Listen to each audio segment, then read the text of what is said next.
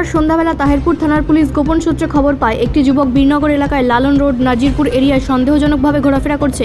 পুলিশের পেট্রোলিং গাড়ি সঙ্গে সঙ্গে ওখানে পৌঁছায়। তাহিরপুর থানার ফোর্স এবং অফিসার ছেলেটিকে আইডেন্টিফাই করে। পুলিশ এসে দেখে সে তড়িঘড়ি পালানোর চেষ্টা করে। তখনই পুলিশ তাকে পাকড়াও করে।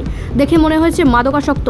এরপর তাকে সার্চ করে তার কাছ থেকে একটি শার্ট, কাটিং চাকু, একটি দেশি আগ্নেয়াস্ত্র, বুলেট তার পিঠে থাকা ব্যাগ থেকে উদ্ধার করে। কী কারণে ওই এলাকায় ওই যুবক ঘুরছিল সেটা তদন্ত শুরু করেছে পুলিশ। তৎক্ষণাৎ তাকে গ্রেপ্তার করা হয় এবং আজ রানাঘাট আদালতে পেশ করা হবে। পুলিশ রিমান্ড চেয়ে।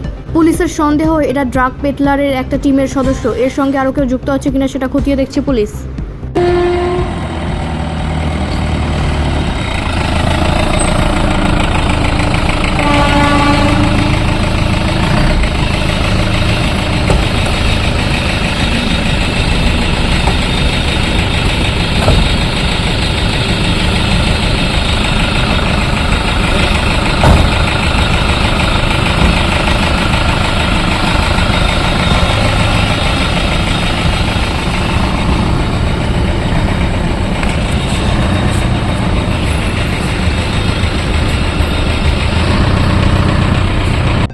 ব্যুরো রিপোর্ট, রাষ্ট্রীয় প্রসার বাংলা।